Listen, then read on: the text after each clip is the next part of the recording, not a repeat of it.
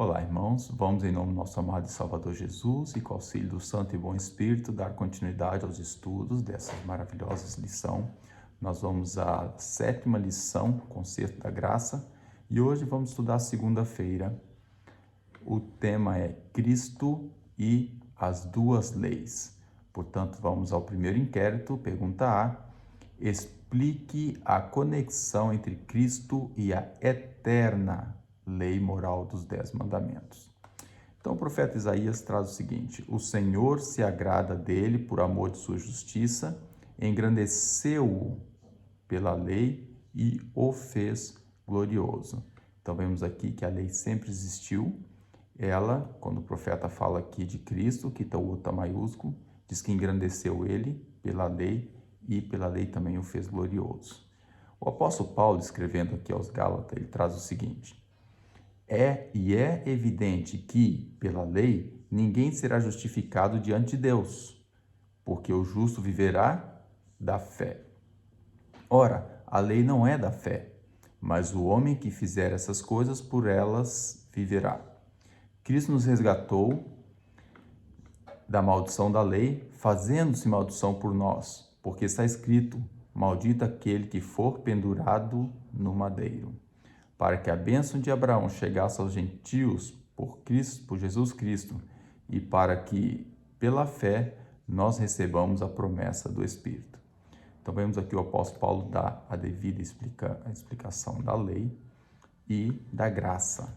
Nós sabemos que sem fé é impossível agradar a Deus, mas com a fé nós alcançamos a graça de Cristo, e pela graça de Cristo nós alcançamos a obediência da lei. Não porque ela exige, mas porque nós entendemos o amor de Deus por nós e queremos, através desse amor que a graça nos imputa no coração, fazer a vontade de Deus. Vamos ler o que diz Mensagens Escolhidas, volume 1, página 220. A lei de Deus já existia antes do homem ser criado. Era adaptada à condição de seres santos. Até mesmo os anjos eram governados por ela. Após a queda, os princípios de justiça permaneceram inalterados. Não foi tirada da lei, nenhum só dos santos preceitos poderia ser melhorado. Nada foi tirado da lei, né? Nenhum dos santos preceitos poderia ser melhorado. E como existe desde o início, ela continuará a existir por todas as eras infinitas da eternidade. Essa lei que governa anjos, essa lei que exige pureza nos pensamentos, desejos, disposições mais íntimos e que permanecerá para sempre, julgará todos no dia de Deus que se aproxima rapidamente. Ainda o livro Evangelismo, página 616, diz assim: Cristo e o Pai, em pé, lado a lado sobre o monte, proclamarão os 10 mandamentos com solene majestade. Ainda o Deserto às Nações, página 307 e 308. Se a lei de Deus pudesse ser alterada ou revogada, então Cristo não precisaria ter sofrido as consequências de nossa transgressão. Ele veio para explicar a relação entre a lei e o homem e comprovar os preceitos dela pela própria vida de obediência. Então nós vemos aqui, é bem claro, a conexão que existe entre Cristo e a eterna lei é muito grande, é única. A lei sempre existiu, foi adaptada ao homem devido às suas necessidades e características, mas ela é eterna. E mesmo assim, o próprio Deus, lado a lado com Jesus, vai falar a lei dos 10 mandamentos, ou seja, a lei é irrevogável. E a graça, ela é dada para que pela fé possamos entender esse amor maravilhoso de Jesus, de Deus por nós, e que tudo que foi posto na lei é para nossa proteção. E ao entender isso, nós guardamos a lei por amor. Então, ambos andam ali de mão dada, um com o outro, né? Pergunta B. Explique o contraste na lei cerimonial que apontava para o Cordeiro Sacrificial de Deus.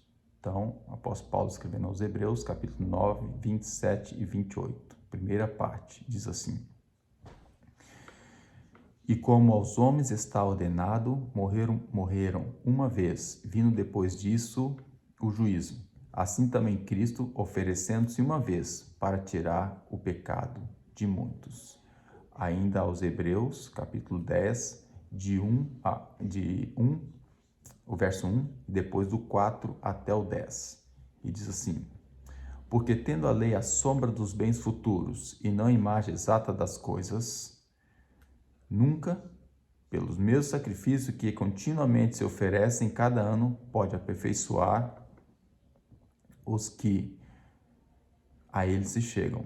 Porque é impossível que o sangue dos touros, dos bodes, tire pecado.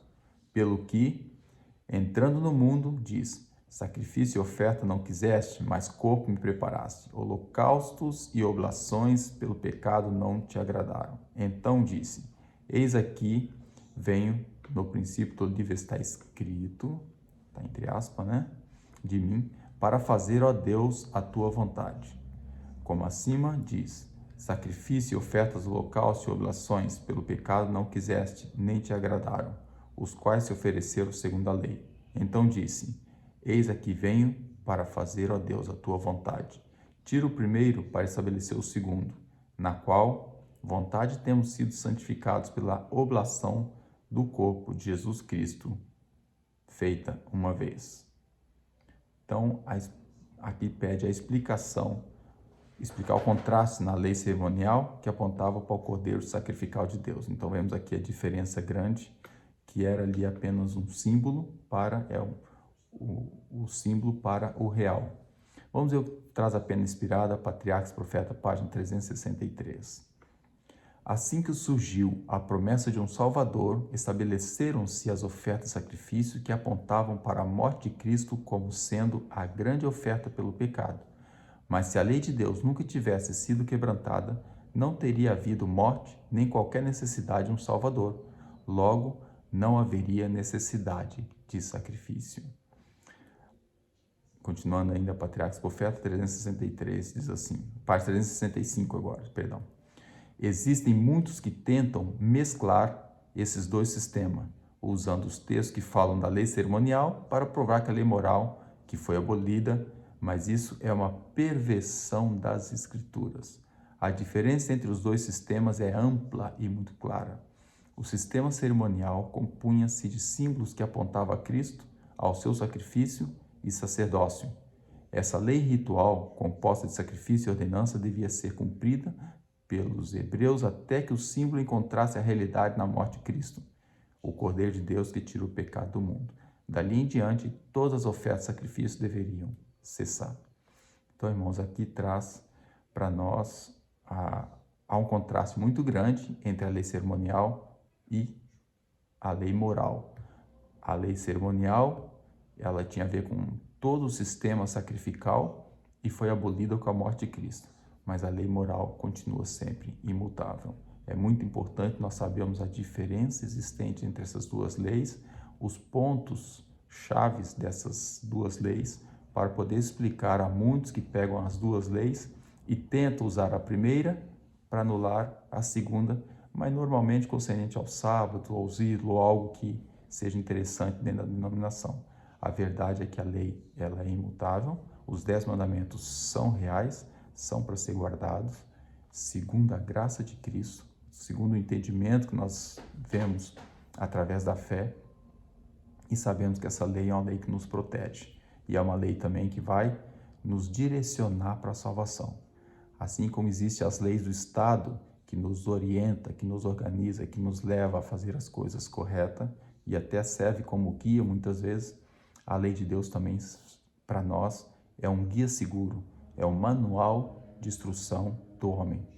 Então, pela graça de Cristo, somos capazes de obedecer à lei e devemos nos esforçar e nos empenhar para santificar nossa vida, estar em comunhão com Cristo, que o Espírito Santo possa trabalhar em nosso coração e dessa forma possamos ter esse carisma de entender a lei como uma lei de amor, uma lei de proteção, uma lei que realmente, pela graça de Deus, ela nos leva à origem, ao Éden, e que essa lei já existia, ela existe e vai continuar sendo existido. Se você não aceita ela agora, não terá como morar com Cristo para ter uma lei eterna. Então, possamos aceitar essa lei como um todo em nosso coração, que a graça de Deus esteja em cada um de nós. Para isso. Amém.